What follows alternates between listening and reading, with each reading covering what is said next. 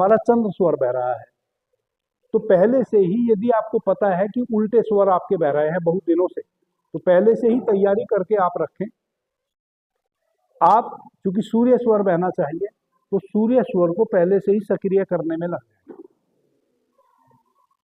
इस तरीके से, है ना।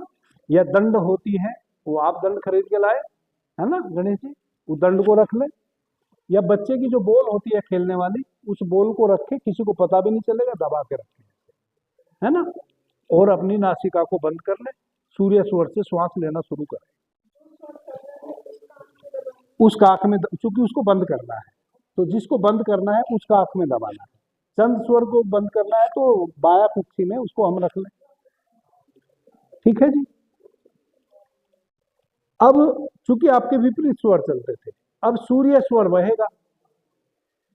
सूर्य का उदय हुआ, सूर्य स्वर आपने सक्रिय कर दिया, आपका होता नहीं था, आपने उसको जबरन बलात् चेष्टा करके सक्रिय किया है ना। तो वह वापस फिर से चंद्र स्वर में चला जाएगा। तो इसको आप रुई से बंद कर दें। एक थोड़ी सी रुई ले, भीतर रख लेना नासिका में, जब तक वह रुई रखी रहेगी आपका सूर्य स्वर चलेगा। इस प्रकार से आप अपने स्वर का लाभ ले सकते हैं विपरीत स्थिति में।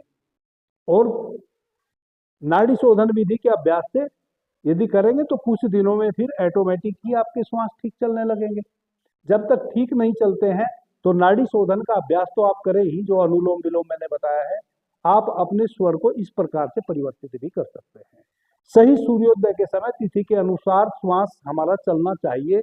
नहीं चल रहा है तो पहले से ही आप तैयारी रखें। आप देखें कि 5 मिनट बाद अब सूर्योदय होने वाला है, सूर्य का अवतरण होगा। 5 मिनट पहले से ही आप अपने सूर्य स्वर को सक्रिय करने लग जाएं।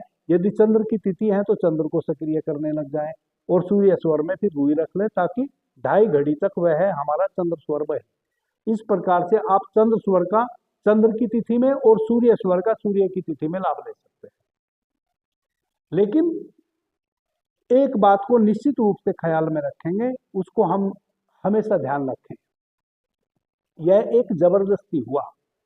इससे हमारे भीतर की जो प्राणवाहिनी नाड़ियां हैं वह तो सक्रिय हो जाएंगी, लेकिन जो उनके संकेत थे लाभ और हानि के, उनमें हमें लाभ नहीं मिलेगा।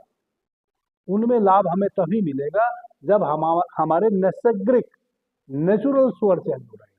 और नेचुरल स्वर आपके तभी चेंज होंगे जब आप नाड़ी शोधन विधि का अभ्यास करेंगे और अपने भोजन पर नियंत्रण करेंगे। यदि आप बासी कुचिष्ट देर से डाइजेस्ट होने वाले भोजन ग्रहण करेंगे तो कभी भी आपके स्वर सही रूप से नहीं चल सकते। जो भी नॉन वेज ग्रहण करते हैं, जो मीट मटन खाते हैं, उनके भी नहीं चल सकते।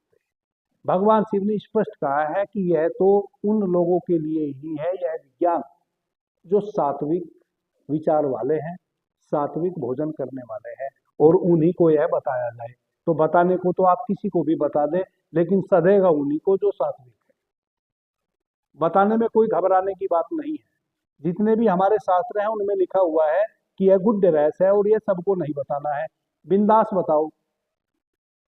जो योग्य नहीं है उनको समझ में ही नहीं आएगी आपकी बात, वो आपको गाली दे के चले जाएंगे, उनकी चिंता ही मत करो। जो योग्य है वो आत्मसात कर लेंगे, उन्हीं की चिंता करो।